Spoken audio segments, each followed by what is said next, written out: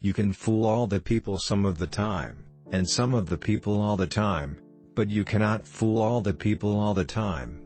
Give me 6 hours to chop down a tree and I will spend the first 4 sharpening the axe. The philosophy of the schoolroom in one generation will be the philosophy of government in the next. I am not bound to win, but I am bound to be true. I am not bound to succeed, but I am bound to live by the light that I have. I must stand with anybody that stands right, and stand with him while he is right, and part with him when he goes wrong. We the people are the rightful masters of both Congress and the courts, not to overthrow the Constitution but to overthrow the men who pervert the Constitution. Labor is prior to, and independent of, capital. Capital is only the fruit of labor, and could never have existed if labor had not first existed. Labor is the superior of capital, and deserves much the higher consideration. My dream is of a place and a time where America will once again be seen as the last best hope of earth. This country, with its institutions, belongs to the people who inhabit it. Whenever they shall grow weary of the existing government, they can exercise their constitutional right of amending it, or exercise their revolutionary right to overthrow it. The shepherd drives the wolf from the sheep's throat, for which the sheep thanks the shepherd as his liberator, while the wolf denounces him for the same act as the destroyer of liberty. Plainly, the sheep and the wolf are not agreed upon a definition of liberty. Discourage litigation. Persuade your neighbors to compromise whenever you can. As a peacemaker, the lawyer has superior opportunity of being a good man. There will still be business enough. Let's have faith that right makes might, and in that faith let us, to the end, dare to do our duty as we understand it. At what point then is the approach of danger to be expected? I answer, if it ever reach us, it must spring up amongst us. It cannot come from abroad. If destruction be our lot, we must ourselves be its author and finisher. As a nation of freemen, we must live through all time, or die by suicide. Every man is said to have his peculiar ambition. Whether it be true or not, I can say, for one, that I have no other so great as that of being truly esteemed of my fellow men, by rendering myself worthy of their esteem. How far I shall succeed in gratifying this ambition is yet to be developed.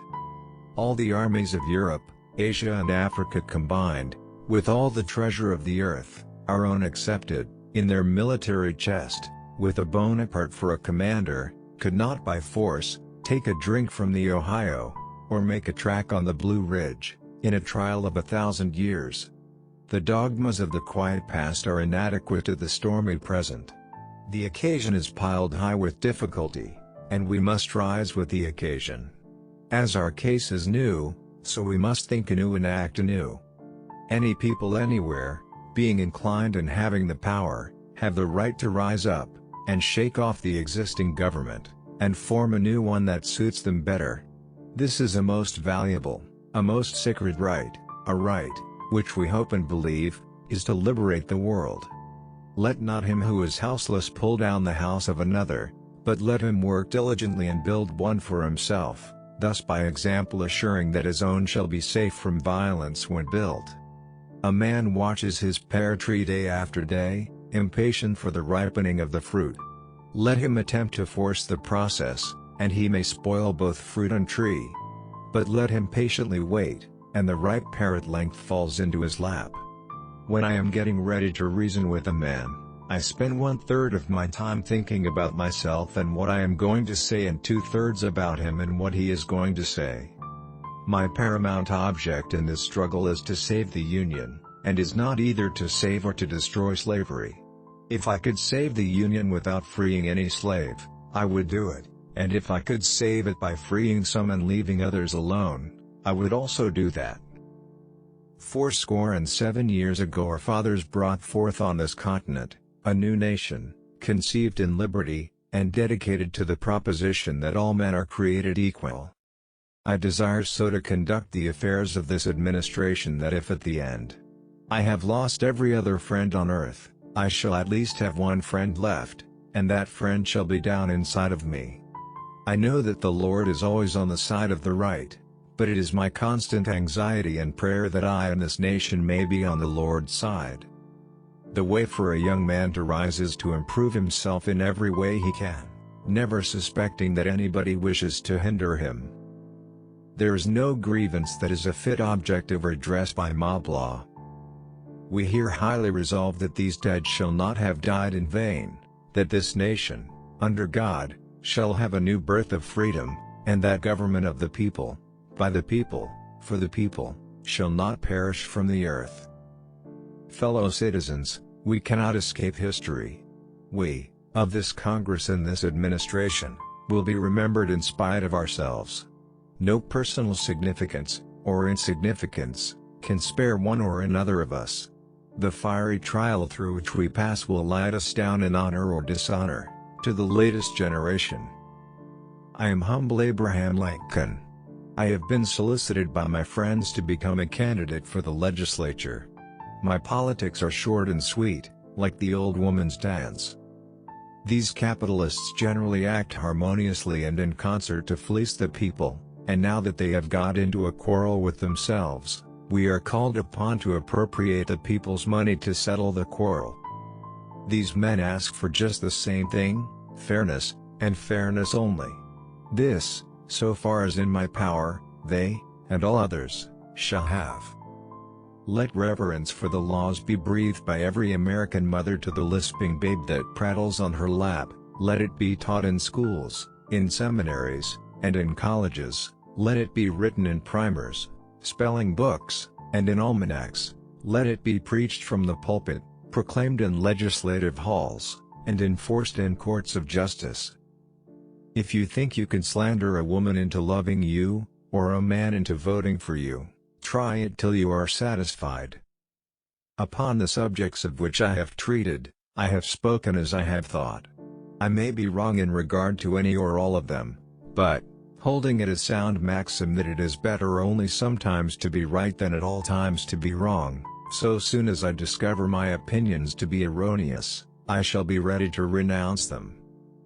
I do not expect the Union to be dissolved, I do not expect the house to fall, but I do expect it will cease to be divided. It will become all one thing, or all the other.